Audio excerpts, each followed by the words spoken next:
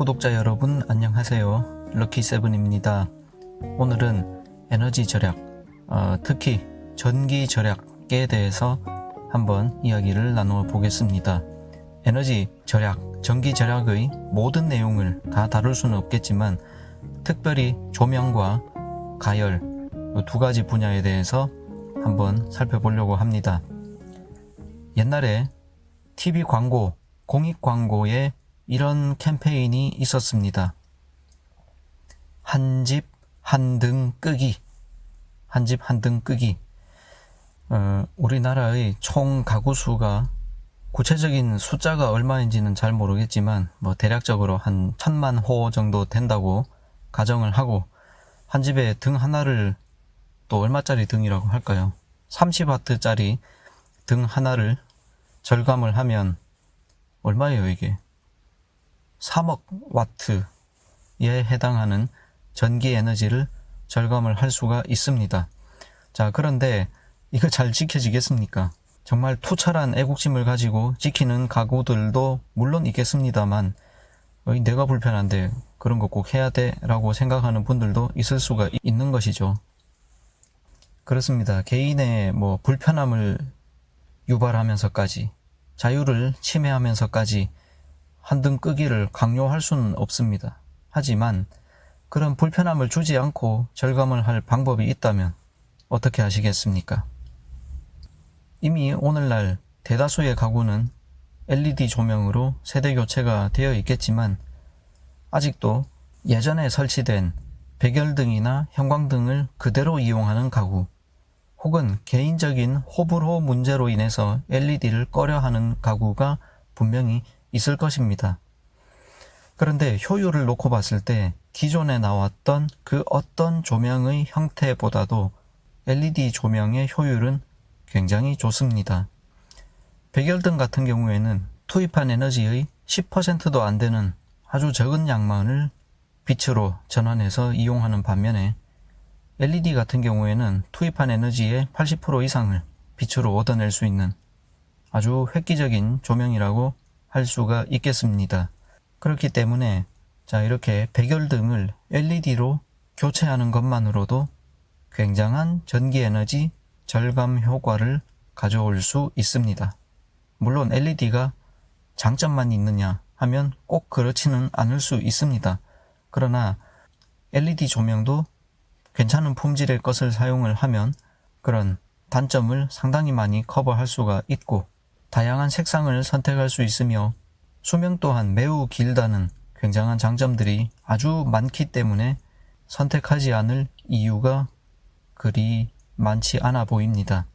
연색성이 중요한 분야라면 CRI가 높은 LED를 이용할 수가 있고, 플리커가 민감하다면 플리커 프리 제품을 선택을 할 수가 있습니다. 이렇게 저희 집도 오래된 백열등을 LED로 대거 교체를 했습니다. 자, 한 집에서 불 하나 끈다고 해서 전기세 절감이 얼마나 되겠습니까마는 국가적인 차원에서 보면 이야기가 다르죠. 자, 이번에는 전열 측면을 한번 살펴봅시다. 전기를 이용해서 난방을 하는 등의 전열 가전을 돌릴 수도 있지만, 제일 많이 생활 가운데 쓰게 될 전열 가전은 아무래도 조리 기구가 되겠죠. 조리 기구 한번 봅시다. 음식을 요리하거나 데울 때 이런 밀폐된 챔버에다가 음식물을 넣고 전기를 이용해서 가열하는 가전이 크게 두 종류를 떠올려 볼 수 있겠습니다. 오븐과 전자레인지. 자, 요즘은 에어프라이어라는 것도 있는데, 넓게 보면 이것도 전기 오븐의 형태라고 볼 수가 있겠죠. 열선에서 발생한 열을 음식물에 쪼여서 요리를 합니다. 물론 에어프라이어는 거기에 강제 공기 순환이라는 개념이 추가가 된 거겠죠. 반면에 전자레인지는 전자파 에너지를 식품에 직접 조사해서 식품 자체에서 발열이 일어나 조리가 되게 만듭니다.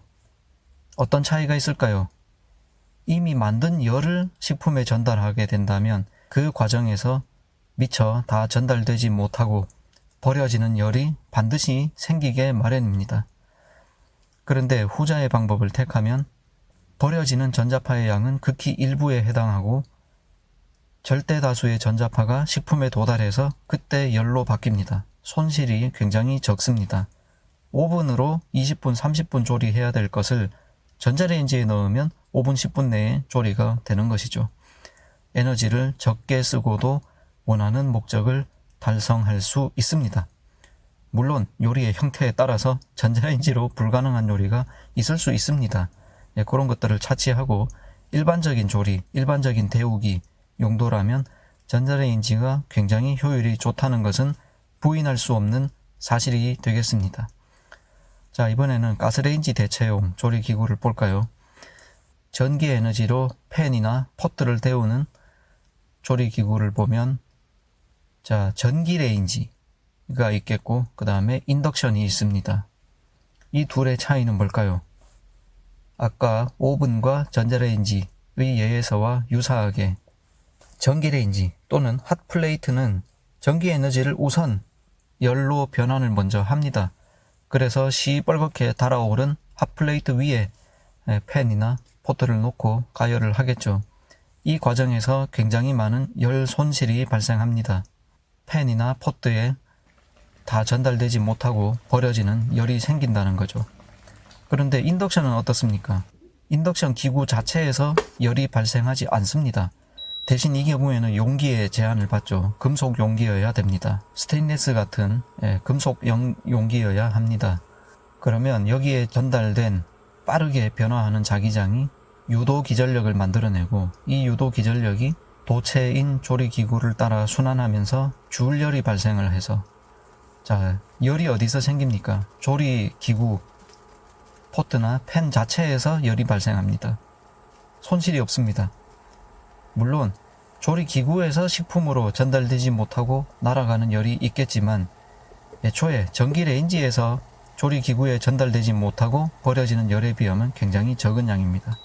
그래서 인덕션 히터의 효율이 전기레인지, 핫플레이트의 효율보다 훨씬 좋다고 할 수가 있겠죠. 자, 이런 식으로 어떤 형태의 가전을 이용하느냐에 따라서 동일한 목적을 달성하는 데에 훨씬 적은 에너지를 쓸 수가 있습니다.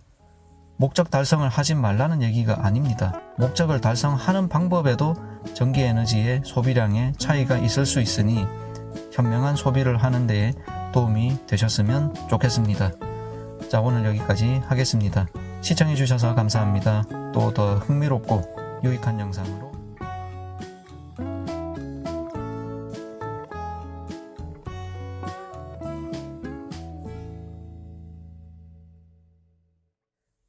4월 22일 월요일에 전국 소등 행사가 있다고 합니다. 전국에서 오후 8시에 10분 동안 조명을 끄면 어마어마한 양의 전기 절감이 이루어지겠지요. 다 같이 동참해 보시는 것도 큰 의미가 있을 것 같습니다.